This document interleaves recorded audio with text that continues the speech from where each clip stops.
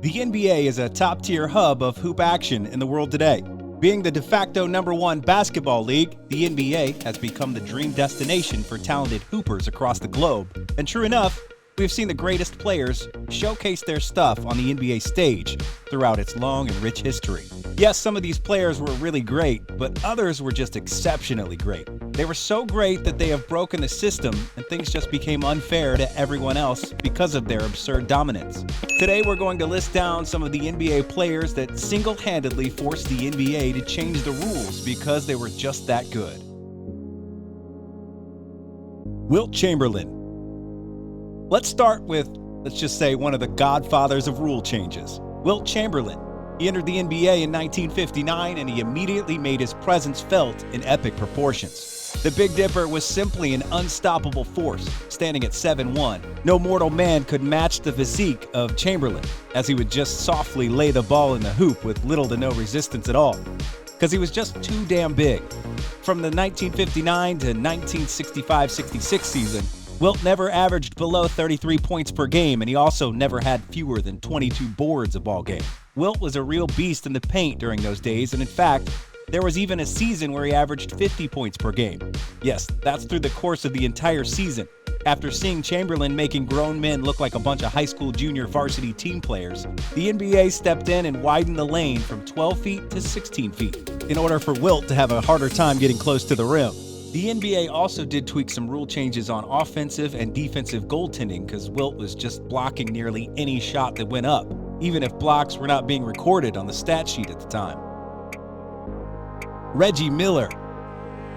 Before the Splash Brothers terrorized the league with their unbelievable shooting prowess and revolutionized the game the way we could have never imagined, there was this 6'7" skinny dude who was already way ahead of his time in terms of racking up points from beyond the arc. A 40% three-point career shooter, Miller stretched out defenses before it became a trend, and was one of the most lethal marksmen in history because of his ability to move without the ball and draw contact. Speaking of drawing contact, Miller had a knack for kicking out his legs during shot attempts to get fouls against contesting defenders. If he missed a shot, there was a huge possibility that he might clip a defender and thus allowing him to shoot 3 free throws, which were automatic for him. With Miller's long-range notoriety, defenders were having a hard time guarding a player with skills like he had, because either way, it was a sure 3 whether from the line or from downtown. Miller retired in 2005, but his legacy lived on and persisted despite several years being away from the game. In 2012, after a careful deliberation process, the NBA came up with the Reggie Miller rule to protect defenders from players who deliberately initiate contact during shot attempts. According to the rule change, players who blatantly extend their legs to get a foul or initiate contact against a certain defender will get an offensive foul in favor of the shooter. The rule trickled down into today's game, as you often see some players get offensive fouls during situations when trying to push the envelope on drawing fouls, especially applying excessive contact when fishing for a foul. Charles Barkley. Charles Barkley arrived in 1984 when he was drafted as the 5th overall pick by the Philadelphia 76ers. Barkley was known as an undersized power forward when he was still playing at Auburn University, and he made a few adjustments in terms of transitioning his game to the big leagues.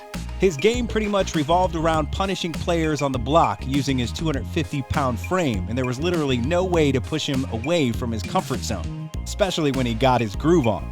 In its basic sense, Sir Charles' game is synonymous with bully ball, where he would just overpower his opponents, back them down and pound them until he gets to his sweet spot for an easy 2.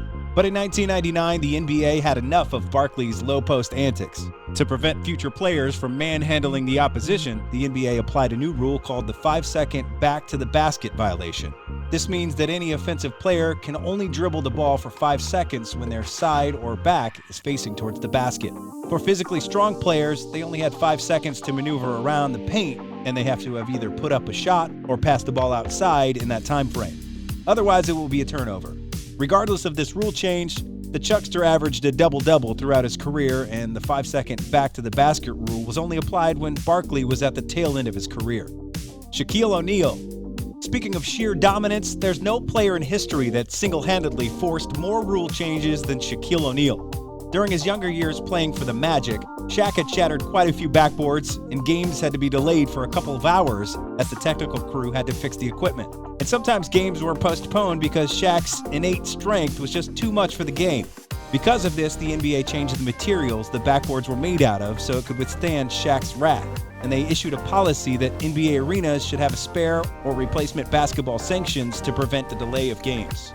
Also, Shaq changed the way opposing coaches played defensive schemes on him. Before the 2000s, the NBA imposed a rule called illegal defense. If you're not familiar with it, it was basically similar to the defensive 3-second rule we know today. Before this rule was completely abolished prior to the 2001-2002 season, players couldn't be caught stalling around the lane without guarding somebody, at least within arm's length, or else they would be called for a violation. Shaq took advantage of this rule and just obliterated the opposition in ISO situations at the post. And teams were just having a hard time discerning whether they should double team him halfway or just hard foul him instead. Speaking of the latter, Shaq also found his name in the rule book, though this time around it's under the not-so-dominating fashion. Just like Wilt Chamberlain and other big men, Shaq's greatest Achilles heel is his free throw shooting. Despite his dominance down low, teams would just deliberately foul him knowing that Shaq had a low chance of sinking both of them, thus creating more possessions for the other team. And more possessions mean more chances to score. As a result, teams began intentionally fouling horrible free throw shooters, especially when they were down big, to prevent other teams from putting points on the board while the clock is stopped. But after the review made by the league board, the NBA issued a statement that the intentional fouling slows down the pace of the game and that they view it as a disservice to fans, because it's not fun to watch the game with players just walking down to the other side of the court just to witness them brick free throws. So in 2016, the NBA issued the Hack-a-Shaq rule, which penalized teams by handling a technical free throw plus ball possessions for intentionally fouling players in off-ball situations under the 2-minute mark. Though the name of the rule was credited to Shaq, Don Nelson was the first coach to implement the defensive tactic back in the late 90s for the Dallas Mavericks. Trent Tucker. The majority of players on this list were either a superstar or simply too good as a basketball player, but this last player was neither of the two and brought a rule change with just a single shot. It was an intense and highly contested match between the conference rivals New York and Chicago Bulls on the night of January 15, 1990. Tied at 106 with only 1/10 of a second on the clock, Mark Jackson threw an inbound pass to Trent Tucker, who turned around, aimed at the rim, went up, and hit the shot at the buzzer. After the game, Phil Jackson made a protest claiming it was physically impossible to gather, aim, and shoot at the same time with only .1 left on the clock. Though game officials shut down Phil Jackson's protest, the vice president of operations agreed with him and said that there was just no way Trent could pull that shot off with .1 left on the shot clock. And he later added that it should have been at least .3 seconds left before a player can hoist up a shot.